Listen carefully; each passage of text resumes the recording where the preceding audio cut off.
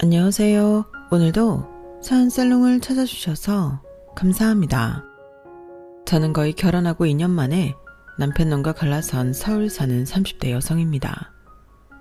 그리고 현재 친정엄마와 둘이 살고 있는데요.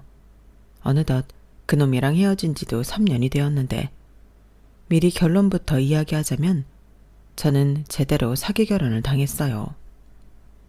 TV 같은 데서 사기꾼 남자들이 한몫 잡으려고 잘 사는 집 여자한테 접근해서 사기를 치는 걸 본 적이 있었는데 그게 실제로 있는 일이라고 생각한 적은 없었거든요. 게다가 그 주인공 여자가 제가 될 거라고는 상상도 하지 못했는데 그런 어처구니 없는 일이 저에게 일어났어요. 그리고 그놈의 사기 계획은 장장 5년이라는 장기 프로젝트였는데 어쩌다 그런 치밀한 놈한테 걸렸는지 저는 한동안은 그 충격에 아무 일도 하지 못했었어요. 하지만 작정하고 사기를 치겠다고 덤비는 놈을 제가 아니더라도 누군들 당해낼 수가 있을까요? 저는 시간이 좀 걸리긴 했지만 운이 나빴다고 생각하고 털어버리기로 했죠. 그래서 지금은 이런 말도 안 되는 일도 있었다고 지인에게 편하게 이야기하듯 사연을 쓰고 있는데요. 부디 끝까지 들어주시고 남은 인생은 힘내서 잘 살라고 따뜻한 조언 많이 해주셨으면 좋겠습니다. 그럼 곧바로 사연 시작해 볼게요. 저는 저희 부모님의 소중한 늦둥이 외동딸입니다. 아빠는 재혼이셨고 엄마는 초혼이셨는데 저희 엄마가 저를 마흔을 코앞에 두고 낳으셨어요. 그동안 아이를 갖기 위해 안 해본 일이 없었다던 엄마는 저를 임신하고 하루도 행복하지 않았던 때가 없었다고 하셨는데 아빠도 마찬가지셨죠. 제가 태어났을 때 저희 아빠 나이가 40대 후반이셨거든요. 첫 번째 결혼을 실패하고 한참 후에 엄마를 만나 재혼했던 아빠는 시간이 지나도 임신이 되지 않아 스트레스를 받는 엄마를 보며 내심 당신 인생에는 애석하지만 아이는 없나 보구나 단념을 하셨다고 하셨어요. 그런데 선물처럼 제가 떡하고 생겼으니 너무나도 기뻐하셨고 그렇게 사랑과 축복 속에 태어난 저는 차고 넘치도록 사랑을 받고 자랐죠. 저는 어릴 때부터 항상 공주 대접을 받았거든요. 어찌 보면 너무 오냐오냐 커서 세상 무서운 줄 모르고 눈치라는 것도 없었는데요. 그건 제가 눈치를 안 보고 자라서 그런 것 같았어요. 그리고 또 나는 모르겠는데 나를 싫어하는 친구들도 있어 그로 인해 상처받는 일도 있었는데 그런 걸 보면 세상은 공평하더라고요. 집에서는 하나밖에 없는 늦둥이 딸이라 대접을 받았지만 밖에 나가면 그런 제 모습이 재수없다고 질타를 받았으니까요. 그래서 저는 학창시절에도 친구가 별로 없었는데요. 저는 친구들한테 다 퍼주는 스타일이었는데 친구들은 주는 건 다 받아먹고 나중엔 제 뒷담화를 하더라고요. 그렇게 다사다난한 학창시절을 보내고 저는 변변한 친구도 없이 어른이 되었는데요. 저의 연애사도 참 파란만장했죠. 대다수 남자들은 제 조건을 보고 저에게 접근하는 남자였어요. 그리고 그렇지 않았던 남자들도 있긴 했는데 자격지심이라고 해야 하나?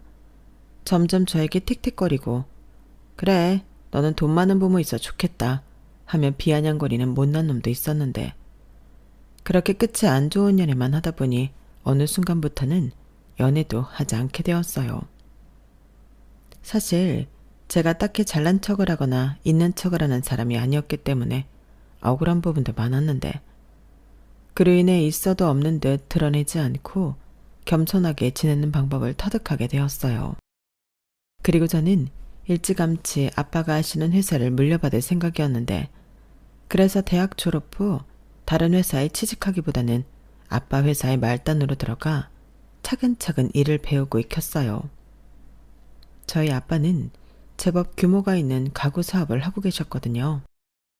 거기에 저희 아빠는 그야말로 자수성가한 케이스로 완전히 밑바닥에서부터 시작해 지금의 회사를 일구셨는데 저희 엄마도 아빠 가구 회사의 직원으로 일하다 아빠와 결혼한 케이스였어요. 엄마가 그러는데 회사에서 가장 열정적이고 또 성실하게 일하는 사람이 사장인 아빠였다고 하더라고요. 보통 사장이라고 하면 거들먹거릴 수도 있고 굳은 일을 하기 싫어할 텐데 아빠는 그런 것도 없이 늘 자신의 일을 사랑하는 사람이셨어요.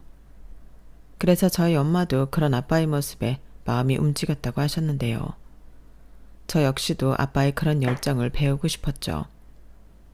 그리고 저희 아빠는 제가 열심히 일을 배우려는 모습에 많이 기특해 하시며 하나라도 더 알려주고 싶어 하셨는데 그렇게 일에만 빠져 지내다 보니 연애도 있고 좋은 20대를 다 보냈어요. 그러자 저희 엄마는 또 그게 걱정이었는지 너는 연애도 안 하니? 주변에 남자가 없어? 자꾸만 이런 질문을 하셨는데 전에 연애를 하면서 좋았던 기억보다 좋지 못한 기억이 많다 보니 저는 엄마의 걱정 어린 질문에 짜증을 내곤 했어요. 그런 것 좀 물어보지 마. 뭐 연애하고 싶어서 환장했나? 나는 지금이 좋아. 이렇게 말했는데 저도 철이 없었어요. 그런데 사람의 인연이라는 게 정말 있기는 한 건지 그렇게 연애의 연자도 꺼내지 않고 남자한테 관심 없다 생각하던 저에게 뜻밖의 사람이 다가왔는데 그때는 그게 운명이라고 생각했네요. 네, 그때 다가온 인간이 저에게 사기를 친 남편놈이었거든요. 남편은 저희 회사 협력업체 직원이었는데 업무상 저랑 남편이 만나는 일이 제법 많았어요. 그리고 서로의 회사에 가서 미팅을 하기도 했지만 밖에서 따로 만나 미팅을 했던 적이 있었는데 그때는 뭔가 살짝 데이트 같은 기분이 들기도 하더라고요. 그리고 그때 당시 저는 회사에서도 그렇고 제가 대표 딸이라는 걸 나름 철저하게 감추고 있을 때였는데 그래서 남편이 저에게 접근해서 잘해줄 때도 그 마음이 순수하다고 믿었어요. 그렇게 사적인 감정이 스물스물 가랑비에 옷 젖듯 저희 두 사람에게 스며들었고 저희는 조금씩 가까워지게 되었는데요. 외동인 저와는 다르게 남편은 형제가 제법 있어 그 이야기를 듣는데 신기하고 재미있었어요. 남편은 3남 1녀 중 장남이었는데 동생들 이야기를 아주 재미있게 들려줬거든요. 그리고 벌써 시집 장가간 동생도 있어서 조카도 있다고 했는데 왜들 조카가 생기면 조카 바보가 된다고 하는 건지 남편을 보고 알 정도였죠. 남편이 자기 조카를 정말 많이 좋아했거든요. 자기도 그럴 줄 몰랐다며 조카가 너무 예쁘다고 하는데 그런 이야기를 듣고 있으면 은근슬쩍 부럽기도 하더라고요. 저는 형제자매가 없으니까 그런 행복은 가질 수 없잖아요. 그리고 어찌 보면 누군가를 부러워해 본 것도 정말 오랜만이었는데 그래서 더욱 남편에게 끌렸던 것 같아요. 남편은 식구들이 다 모이면 시끄럽고 정신없다고 했지만 저는 그런 집이 더 사람 냄새나고 재미있겠다고 생각했거든요. 하지만 남편은 많은 식구 중 첫째라 그런지 외동인 제가 더 부럽다고 했는데 어쩌면 이건 당연한 얘기였어요. 저는 형제 자매가 없으니 그게 부럽고 남편은 밑으로 동생이 많아서 그 동생들을 챙기며 나름의 양보를 하고 살았을 테니 온전히 혼자 독차지하는 제가 부러웠겠죠. 게다가 남편의 집은 자식이 많아서인지 한 번도 형편이 좋았던 적이 없었다고 했는데요. 저희 두 사람이 본격적인 연애를 시작했을 당시에도 시댁은 자가가 아니었어요. 오죽하면 시어머니의 꿈이 내 집 마련이었는데 이런 말 부끄럽지만 저는 그 나이의 사람이라면 다들 자기 명의의 집을 갖고 있을 거라고 생각했거든요. 이렇듯 연애를 하면서 서로의 집에 대해 더 많이 알게 되었는데 저 역시도 제가 저희 회사 사장 딸이라는 걸 오픈하게 되었죠. 처음엔 말을 할까 말까 망설였는데 입장을 바꿔 생각해보면 나중에 너무 기분 나쁠 것 같더라고요. 그래서 사귀기로 한 날 며칠 후 저는 사실을 털어놓았고 회사에는 비밀로 하고 있다는 것까지 모두 이야기했는데 남편이 정말 많이 놀랐어요. 입을 떡 하고 벌리더니 넋이 나간 사람처럼 어쩔 줄을 몰라 하더라고요. 지금 생각하면 너무 기가 막히고 열받는데 이놈은 다 알고 그런 센 연기를 했던 거였죠. 하지만 그때 당시 저는 그놈의 반응이 진짜라고 믿었고 상당히 멋쩍은 얼굴로 웃고 있었는데 그놈이 그랬어요. 정말 수연이 네가 니네 회사 대표님 딸이라고? 아니 어떻게 이런 일이. 나는 정말 생각도 못했어. 아니 생각을 하는 게 이상하지. 내 주제에 무슨. 그나저나 집에서는 나 만나는 거 아셔? 실망하셨을 텐데. 자기는 어쩌자고 나같이 없는 놈을 만나. 이렇게 몸둘 바를 몰라 했는데, 그러고는 자기는 저를 너무 사랑하지만 우리가 어울리지 않는 상대인 것 같다고 헤어지자고 마음에도 없는 소리를 하더라고요. 그런데 바보 같은 저는 이 남자가 정말로 저를 부담스러워 헤어지려고 하는 줄 알고 매들라대싶어 했는데, 지금 생각해도 너무 화가 나네요. 이놈이 속으로 얼마나 쾌재를 부르고 있었을까요? 저는 그런 줄도 모르고 마음을 돌린 남편이 고마웠어요. 그리고 장장 5년의 연애를 하며 나름 알콩달콩 행복한 시간을 보내며 추억도 많이 만들었는데요. 지금은 후회의 시간이지만 저는 시간이 지나면 지날수록 남편이 너무 좋았어요.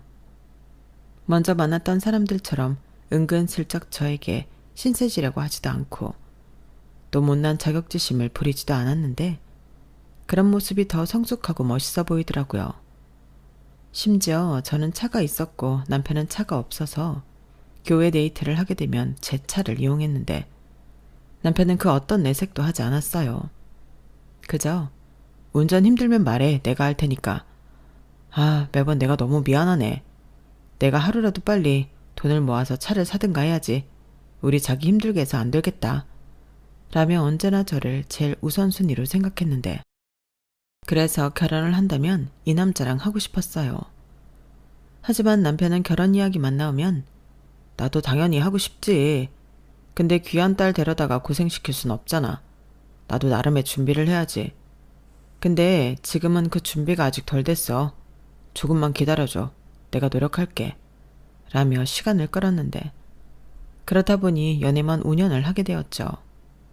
저나 남편이 나이도 있는데 저는 점점 마음이 조급해졌어요. 게다가 저희 집에서도 제가 만나는 사람이 있다는 걸 아셨기 때문에 저희 부모님도 마찬가지셨는데요. 오죽하면 저희 아빠가 남편 쪽 준비랑 상관없이 당신이 전적으로 모든 비용을 부담할 테니 결혼만 하라고 할 정도였어요. 당시 아빠가 나이가 있기도 했고 건강에 적신호가 켜져서 하루라도 빨리 딸이 결혼해 잘 사는 모습을 보고 싶다 하셨거든요. 그런데 그럼에도 불구하고 남편은 그럴 수는 없다며 고집을 부렸는데, 저는 솔직히 그런 남편을 이해하지 못했어요. 하도 그러니까 남편이 제가 모르는 문제가 있나 의심이 들기도 하더라고요. 하지만 저희 엄마는 오히려 그런 남편의 진중한 모습이 더 마음에 든다고 하셨는데요. 사람이 자기 생각이 확고해서 그래. 엄마는 오히려 너무 좋은데? 처음부터 장인 덕 보고 살 생각하지 않고 자기 힘으로 너 데려가겠다고 하는 거잖아. 얼마나 대견스럽니? 저희 엄마는 그렇게 남편에게 점수를 후하게 줬어요. 그리고 엄마의 말을 들어서인지 저도 남편의 그런 모습을 존중해야겠다고 생각했는데, 그동안 만났던 남자들을 떠올리면 분명 남편은 완전히 다른 사람이었어요. 그렇게 남편은 저나 저희 부모님에게 괜찮은 사람, 생각이 바른 사람으로 인식이 되었고, 여기에 제가 남편을 더 좋아하게 된 이유가 더 있었어요. 저는 외동딸이긴 하지만 그렇게 세세하게 부모님을 챙기지 못했어요. 그런데 남편은 지방 출장을 다녀오면 그 지역에서 맛있다는 특산물 같은 걸 잊지 않고 사와 선물을 했는데, 한 번은 저희 아빠 건강에 좋으라고 어디에서 실한 산삼을 직접 공수해서 정성스럽게 포장까지 해 선물을 해주기도 했어요. 그런 모습에 저희 부모님이 참 많이 고마워하고 감격했는데 저도 너무 고마웠었죠. 그리고 동시에 남편을 통해 배우게 되는 것도 많았는데요. 그러다 저희 아빠가 건강이 더 많이 안 좋아지셨었어요.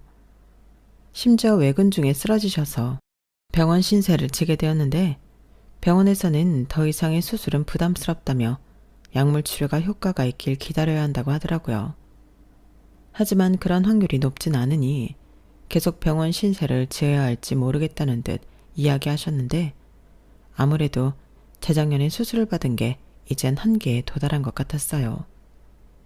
그 이야기를 듣는데 저도 저지만 저희 엄마가 많이 힘들어 하셨는데, 그때도 남편은 제일 먼저 달려와 저희 가족을 보살펴 주었어요.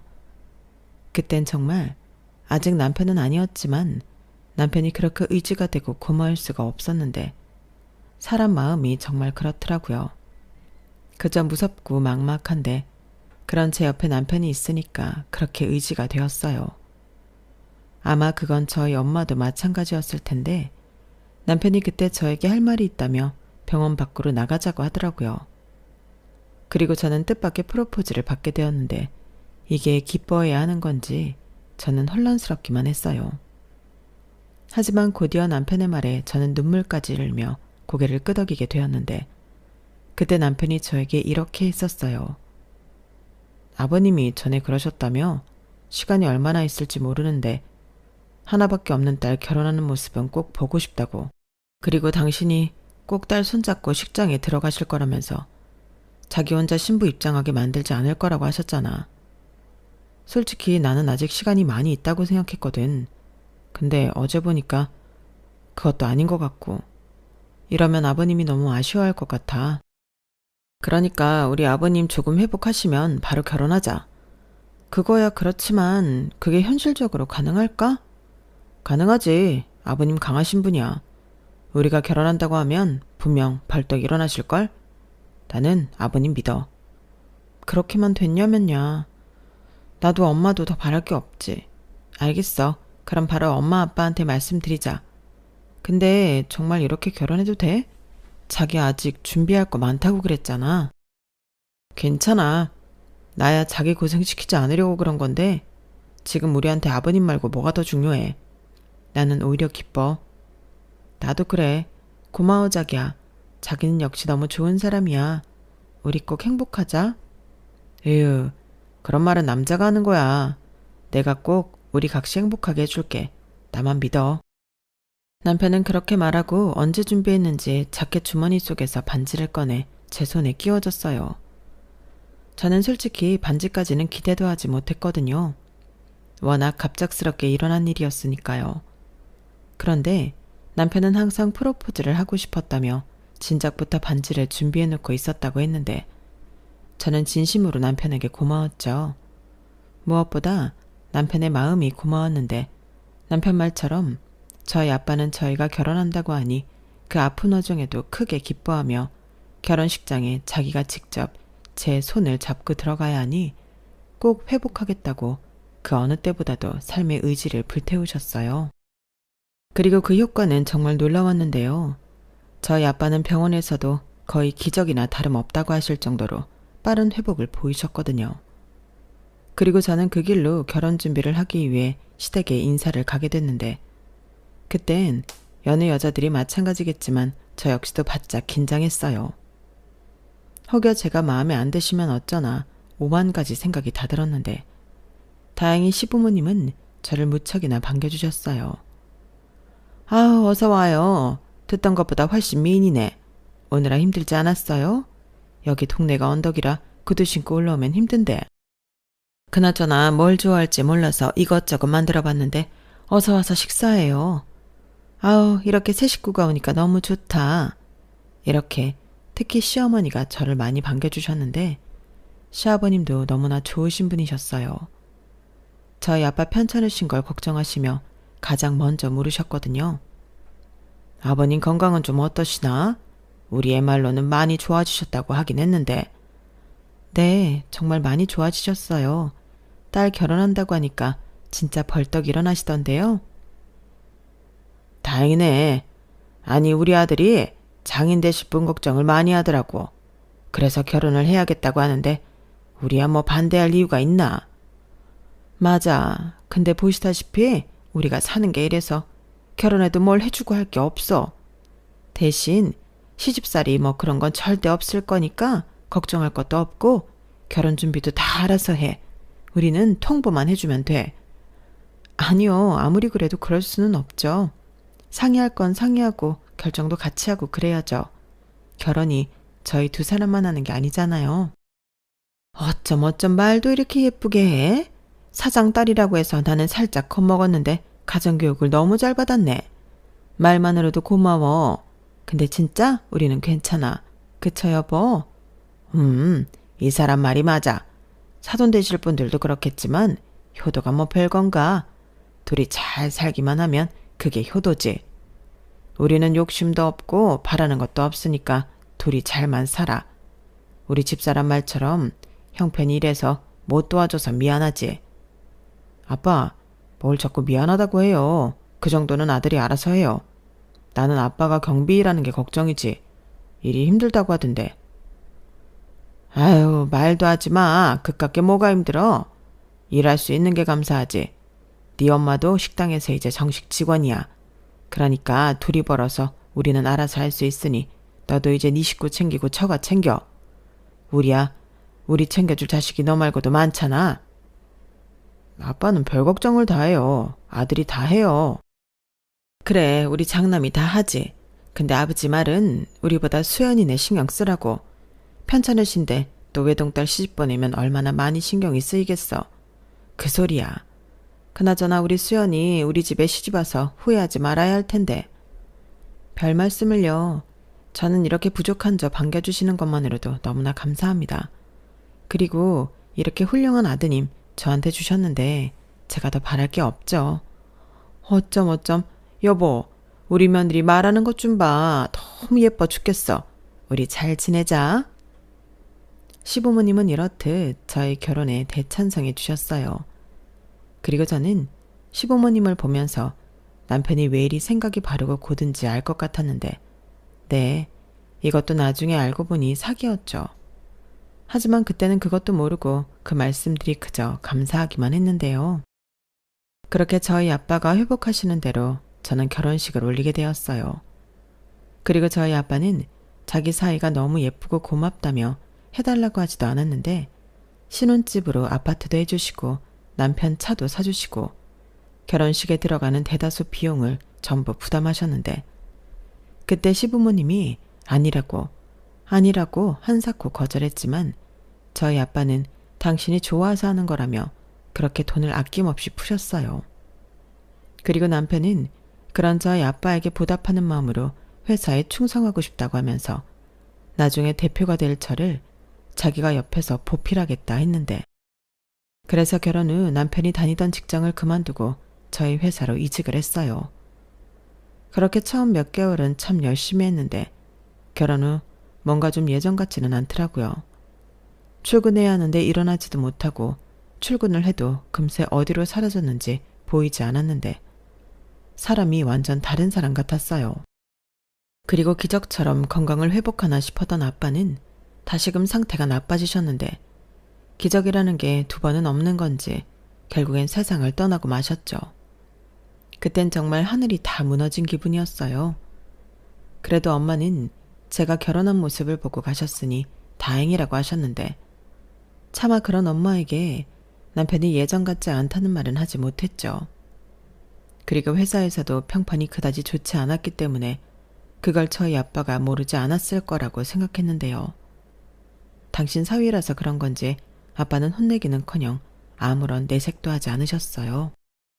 게다가 저희만 알아서 잘 살면 된다던 시부모님도 화장실 갈 때랑 나올 때가 다르듯 걸핏하면 저에게 요즘 안 아픈 곳이 없다. 병원비도 너무 많이 나오고 병원비 쓰느라 생활비가 없어. 네가 한 100만 원만 좀 보내다오. 사장 딸인데 100만 원은 뭐 껌값이잖아. 나도 부자 며느리 덕 좀 보자. 라며 돈을 보내라고 하셨는데요. 솔직히 그때부터 사기 결혼당한 기분이 확연하게 들었어요. 심지어 남편은 밖에서 업무적인 미팅이라고 하지만 바람도 피우고 있는 것 같았는데 기가 막혔죠.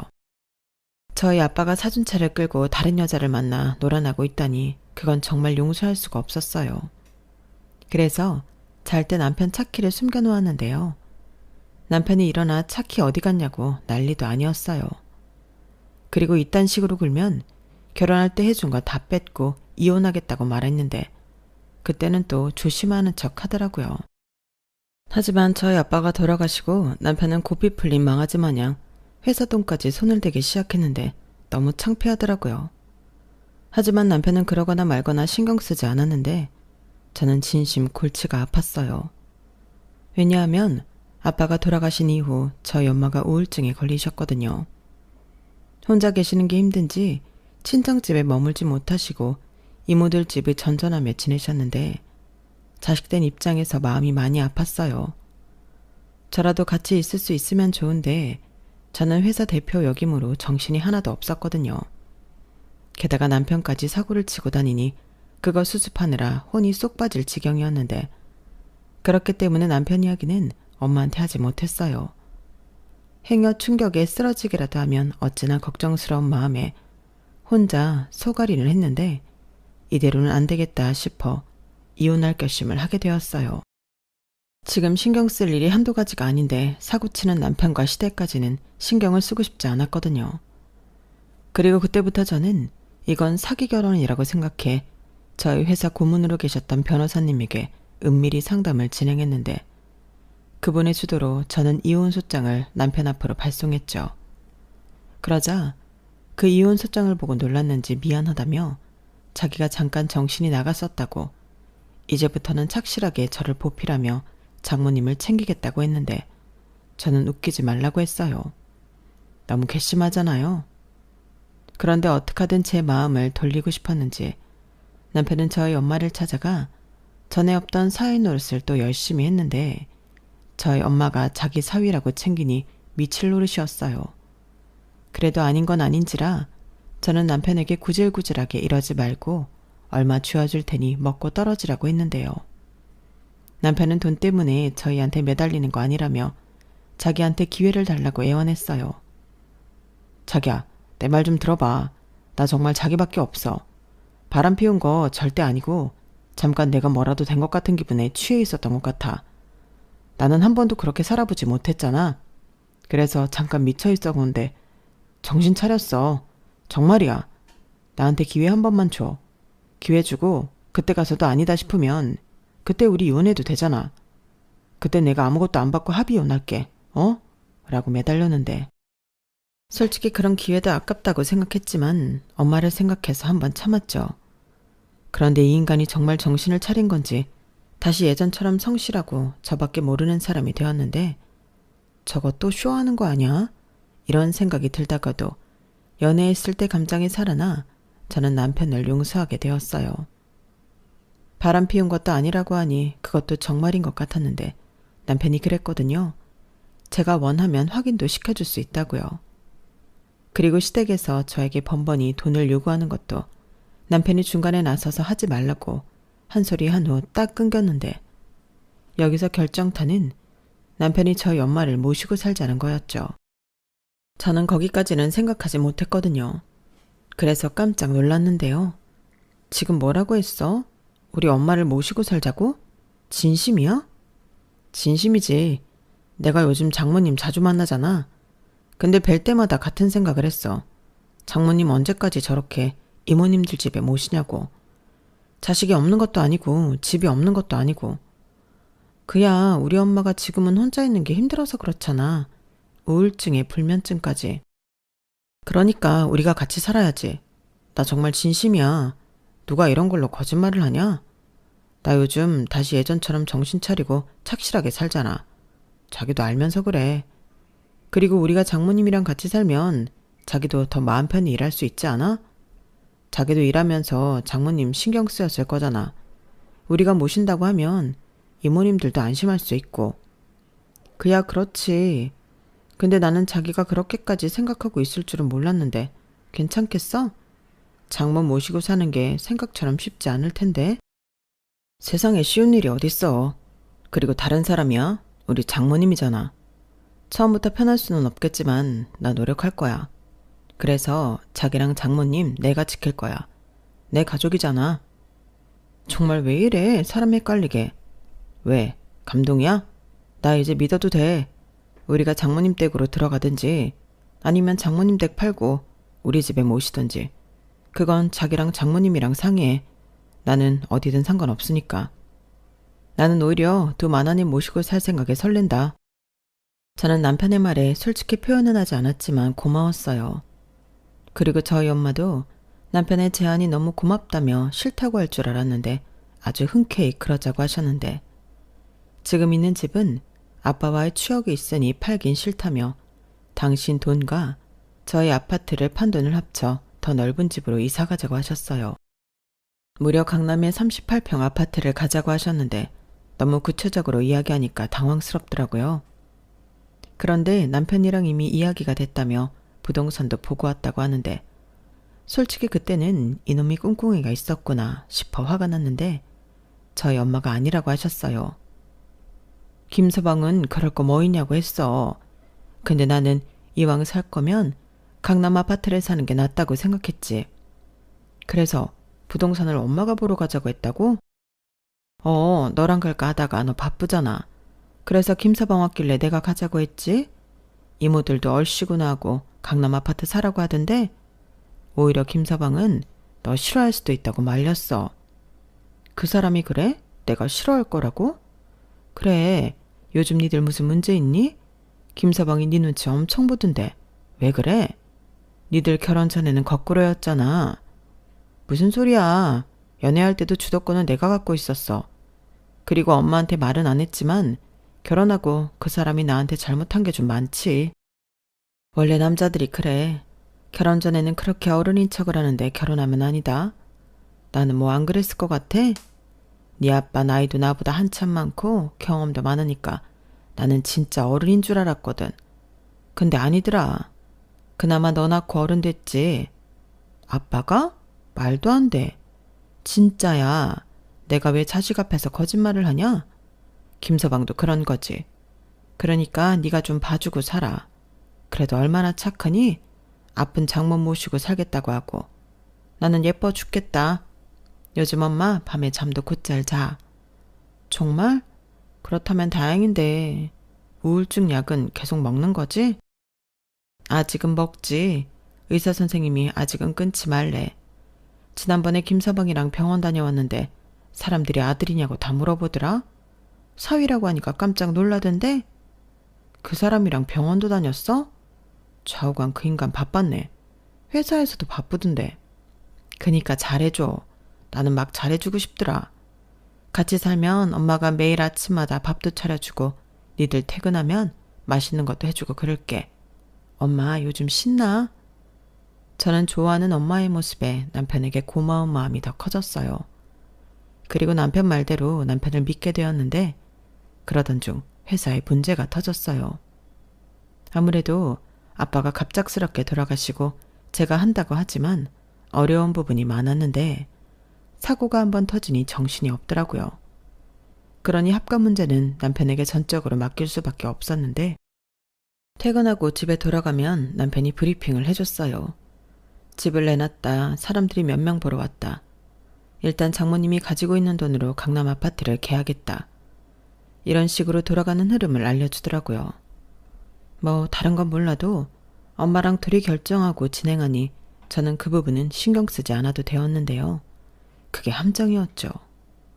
제가 신경을 썼어야 했는데 이놈이 제가 정신없이 바쁜 틈을 이용해 계략을 꾸미고 있던 거였어요.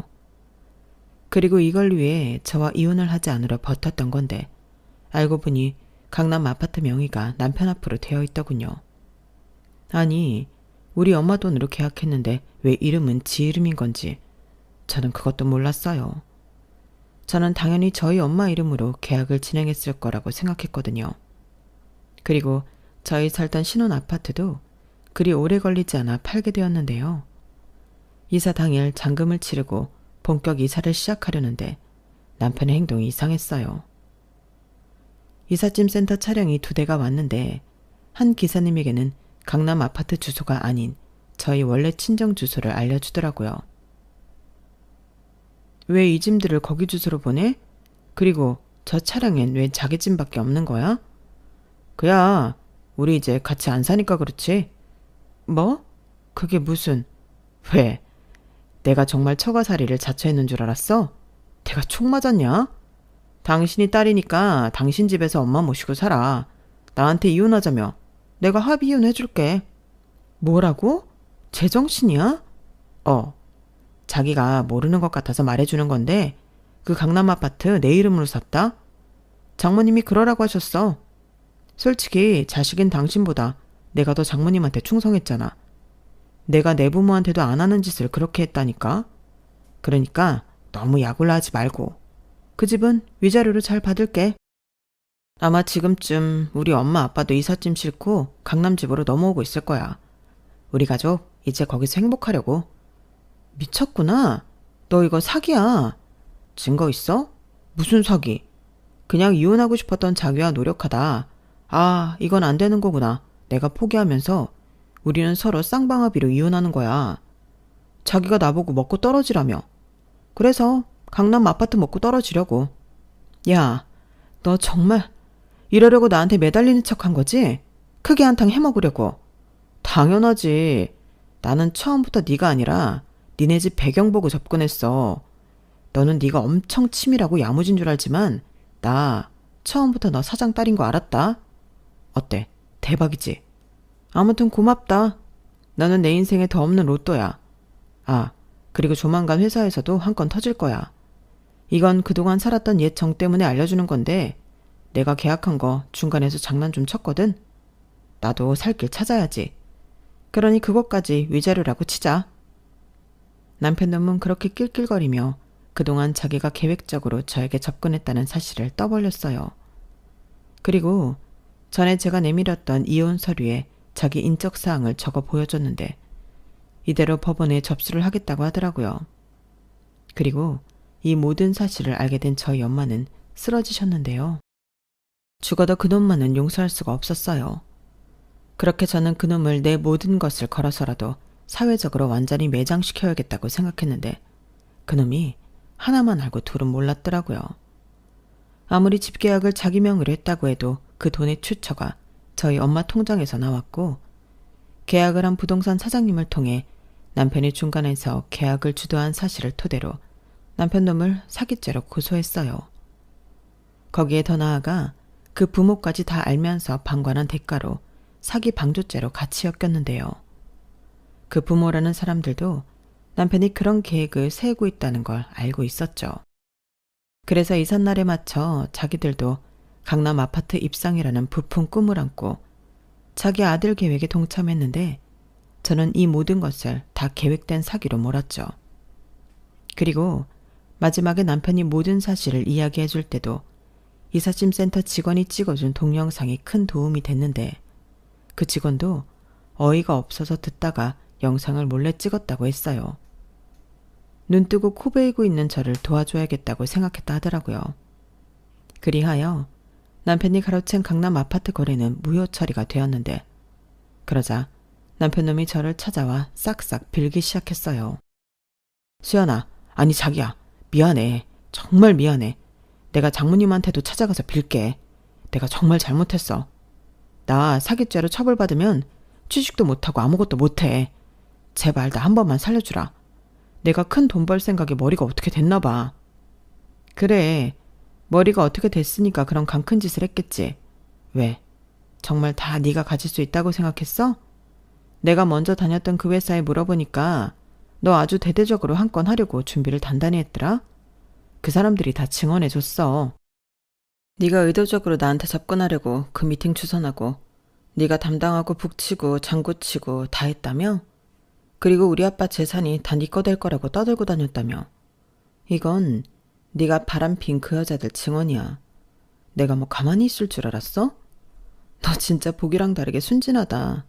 그때 네가 그랬지? 내가 네 인생의 로또라고. 맞아, 나 로또야.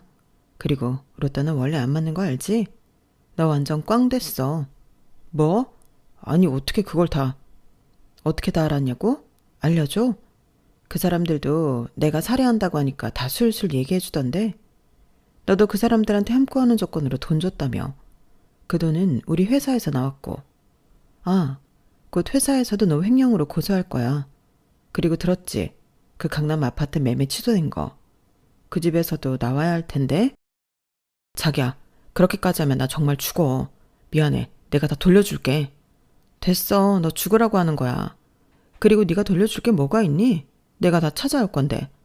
너는 그냥 네 죗값이나 받아. 쓸데없이 헛걸음하지 말고. 자기야, 나 정말 이렇게 처벌받으면 나는 물론이고 우리 가족까지 끝장이야. 우리 엄마 아빠는 죄가 없잖아. 아니, 죄가 왜 없어? 자기 아들이 사기를 치는데 말리지는 않고 동조했잖아. 그것도 죄야. 정말 미안해. 내가 어떡하든 자기 합의만 해주면 그 돈 마련할게. 제발 살려줘. 우리 좋았던 때도 있잖아. 그래, 그래서 더 화가 나. 나는 아무것도 모르고 진심으로 너 같은 사기꾼을 사랑했는데 너는 그런 나를 가지고 놀았잖아. 나뿐이야? 우리 엄마, 우리 아빠, 너는 우리 가족을 기만했어. 내가 우리 엄마 아빠한테 얼마나 죄스러운 줄 알아? 그리고 우리 엄마는 너 때문에 쓰러져서 병원에 있다고. 그런데 내가 너를 용서해 줄 것 같아? 나는 절대 너 용서 못해. 아주 제대로 복수할 거야. 너는 내가 순진하고 만만했지. 근데 너 사람 잘못 골랐어. 너 내가 이 사회에 발도 못 붙이게 만들어줄 거니까 각오 단단히 해. 저는 그렇게 남편놈에게 받은 것 이상으로 대갚아줬어요. 그리고 그놈은 결국엔 실형을 선고받게 되었는데 나중엔 그 집 부모들이 찾아와 자기 아들 한 번만 봐주라고 어찌나 애걸복걸을 하던지. 그러게 아들이 잘못된 길을 가려고 하면 말렸어야죠. 저는 눈 하나 깜짝하지 않고 이혼까지 마무리했어요. 사실 저는 사기 결혼으로 결혼 무효 소송을 하고 싶었는데 그건 안 된다고 하더라고요. 하는 수 없이 이혼 절차를 밟을 수밖에 없었는데 그리하여 저는 이혼녀가 될 수밖에 없었죠. 그리고 예전에 시부모였던 그 사람들은 아들이 주던 생활비가 없으니 가지고 있던 것 다 날리고 다른 자식들한테 손 벌리며 지내고 있는 모양인데 저는 하나도 불쌍하지 않았어요. 그리고 저는 쓰러진 엄마 옆에서 당분간은 회사 운영도 다른 분들에게 맡겨두고 회복의 시간을 가졌는데요. 엄마도 저도 예전의 모습으로 돌아가려면 시간이 필요했어요. 그렇게 막막했던 시간을 지나 차츰차츰 안정을 찾아갔는데 저와 엄마는 다시 예전에 살던 집에서 시작하기로 했어요. 어쩐지 그곳에 가면 아빠가 저희들을 도와줄 것만 같았는데 오랜만에 돌아간 집은 예전 그대로였죠. 마치 방에서 우리 딸 왔어? 아유 고생했겠다 하며 아빠가 금방이라도 나올 것만 같았는데 눈물이 나오려고 하더라고요. 그러면서 동시에 아 그래서 엄마가 이 집에 있는 게 힘들다고 했었구나 하는 생각도 절로 했는데 저는 여기서 엄마와 모든 것을 극복하기로 마음먹었어요. 그렇게 저는 이젠 남자를 믿지 말자고 다짐하며 열심히 살기로 했는데요. 아빠가 청춘을 바쳐 일군 회사를 잘 운영하고 싶은 꿈도 생겼죠. 덩달아 엄마와 못다한 일들을 해보는 재미에 빠져 살고 있기도 한데 여행도 다니고 같이 운동도 하고 취미를 공유하며 나름 하루하루를 재미나게 살려고 노력하고 있어요. 그래서인지 저희 엄마는 우울증 약도 끊고 밤에는 저와 가볍게 밤 산책을 즐기며 건강한 생활을 하고 있는데요. 처음에는 엄마 때문에 시작한 건강한 생활이 이젠 제가 좋아서 하는 것들이 되었어요. 그렇게 몸도 마음도 건강해지니 마음도 생각도 긍정적으로 변하는 것 같은데 저는 앞으로 엄마가 또 하늘에 계신 아빠가 걱정하지 않을 수 있도록 야무진 딸이 되어볼 생각입니다. 그동안은 늦둥이 외동딸로 많은 걸 누리고 살아온 만큼 이젠 제가 엄마에게 다 해주려고요. 그러니 엄마만큼은 제 옆에 오래오래 계셨으면 좋겠다는 생각인데 부디 그런 제 바람이 이루어질 수 있길 여러분들이 응원해 주셨으면 좋겠습니다. 이상 제가 사기 결혼당해서 철든 사연이었어요. 지금은 확실히 예전보다 제가 어른이 된 것 같은 기분인데요. 앞으로는 더 넓은 시야로 현명하게 살겠습니다. 그럼 지금까지 제 이야기 함께 해주셔서 대단히 감사합니다. 늘 건강 잘 챙기시고 행복하길 바라겠습니다. 안녕히 계세요. 여러분, 사연 댓글에 응원과 현명한 조언 부탁드려요. 좋아요와 구독은 저에게 큰 힘이 됩니다. 오늘도 좋은 일 가득하세요.